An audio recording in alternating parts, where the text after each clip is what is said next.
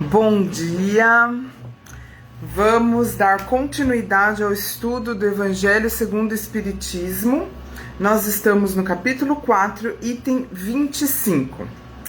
Capítulo 4, ninguém pode ver o reino de Deus se não nascer de novo. Item 25, necessidade da encarnação. Vamos entender por que é necessário haver reencarnação. Vamos primeiro fazer uma prece, agradecendo por mais um dia de vida, agradecendo pela nossa saúde, agradecendo pelo perfeito funcionamento de cada uma das células do nosso corpo físico, agradecendo pela consciência de que somos espíritos imortais e que esta é apenas uma passagem pelo planeta Terra, apenas uma encarnação, uma das muitas em que estivemos no planeta Terra encarnados para aprendizado. Obrigada pela cura de todas as doenças a que fomos acometidos. Obrigada pela ciência, pela descoberta de todas as curas, todos os remédios.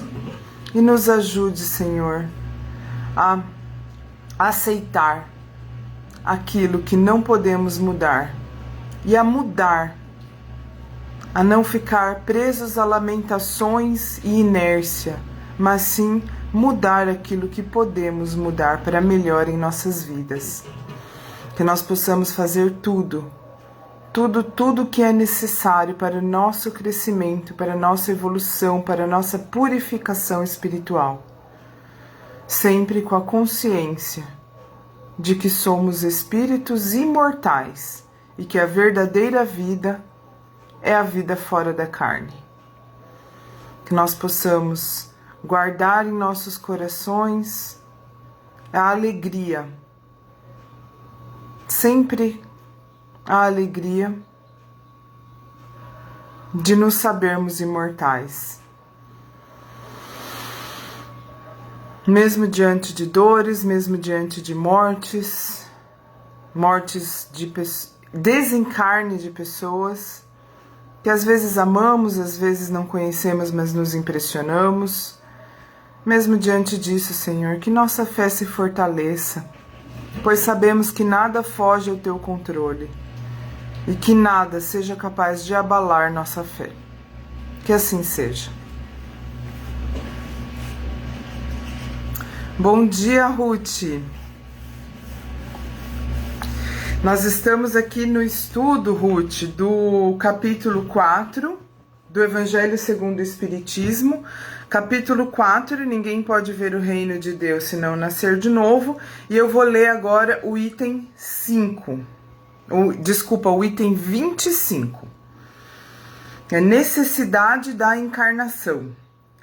Ditado por São Luís, em Paris, 1859. Vamos lá. Foi feita a pergunta para o espírito: será a encarnação uma punição e somente os espíritos culpados estão sujeitos a ela? Porque nós vimos agora nos itens anteriores que não é fácil estar encarnado, que é considerado até mesmo uma prisão para o espírito o fato de estarmos encarnados no planeta dentro de um corpo físico. Dentro, entre aspas, né? Mas vivendo presos num corpo físico. Isso é considerado, até mesmo para os espíritos que já estão em outro plano, que já estão no plano espiritual, e que já estão com uma consciência maior de como funciona tudo isso, é considerado uma verdadeira prisão. Então, é por isso essa pergunta: será a encarnação uma punição e somente os espíritos culpados estão sujeitos a ela? Vamos ver a resposta. A passagem dos espíritos pela vida corporal é necessária para que possam cumprir, por meio de ações materiais, os planos cuja execução Deus lhes confiou. Então, existem planos para a nossa encarnação, confiados a nós por Deus. E é só no momento encarnado que nós conseguimos cumprir esses planos. No mundo espiritual, nós não conseguimos. por meio de ações materiais, cumprir com os planos a que Deus nos confiou. Isso é necessário para eles mesmos, pois a atividade que estão obrigados a desempenhar ajuda o desenvolvimento da sua inteligência. Deus, sendo soberanamente justo, considera igualmente todos os seus filhos. É por isso que ele dá a todos o mesmo ponto de partida. Então, todos os espíritos, ao serem criados, saem do mesmo ponto de partida e vão se desenvolvendo nessa estrada, caminhando nessa estrada da evolução espiritual. Uns mais rápido, outros mais devagar, uns tropeçam numa pedra, outros tropeçam em outra pedra, que são as nossas dificuldades enquanto encarnados. Um tropeça na vaidade, outro tropeça no orgulho, outro tropeça no egoísmo. Na verdade, tudo isso é egoísmo. Sempre o egoísmo se manifesta de alguma forma na nossa personalidade. E isso nos faz dar uma tropeçada, uma atrasadinha, mas essa estrada continua sendo a nossa estrada da evolução espiritual. Todos nós estamos necessariamente nela e não tem como não evoluir. Mais rápido ou mais devagar, mas sempre nessa estrada da evolução. E sempre saindo do mesmo ponto de partida, não existe privilégio, todo mundo sai do mesmo ponto. Então, é por isso que ele dá a todos um mesmo ponto de partida, a mesma capacidade, as mesmas obrigações a cumprir e a mesma liberdade de ação, que é o livre-arbítrio. A gente pode simplesmente falar assim, eu cheguei aqui nesse ponto da estrada, eu tô um pouco cansado, sei lá, tô a fim de curtir um pouco os prazeres da vida material, eu vou parar um pouco aqui, vou dar uma descansada, vou dar uma curtida, depois eu continuo. Isso é o livre-arbítrio. Nós exercemos o livre-arbítrio constantemente. É essa liberdade de ação que está dizendo aqui. Qualquer privilégio seria uma preferência e qualquer preferência uma injustiça. Mas a encarnação é para todos os espíritos apenas um estado transitório. Ninguém fica eternamente encarnado. A gente desencarna e quando a gente desencarna, a gente percebe que a encarnação passou assim, um jato. Por isso que a gente tem que aproveitar muito bem os nossos momentos encarnados. Aproveitar muito, muito bem essa escola, porque passa muito rápido. Diante da eternidade, que nós somos espíritos eternos, imortais, a encarnação é um sopro. E que depois a gente se arrepende de não ter aproveitado, de ter achado que era muito tempo, de ter achado que não precisava se esforçar tanto, de ter se focado nas coisas, nos prazeres imediatos, não nos prazeres da alma. Não tem nada de errado nos prazeres carnais, não tem nada errado no mundo material em aproveitar, em viver isso. O que não é legal é a gente ter isso como a única finalidade de vida. Isso tem que ser momentos, não pode ser o nosso foco principal, né? Mas a encarnação é para todos os espíritos apenas um estado transitório. É uma tarefa que Deus lhe impôs no início de suas vidas como primeira prova do uso que farão de seu livre-arbítrio. Então vamos pôr a pessoa lá na Terra, encarnada, no corpo físico, para ver o que acontece, para ver o que ela faz, para ver como que ela usa o livre-arbítrio dela. Aqueles que cumprem essa tarefa com zelo vencem mais rapidamente e de maneira menos aflitiva esses primeiros degraus da iniciação e colhem mais cedo os frutos do seu trabalho.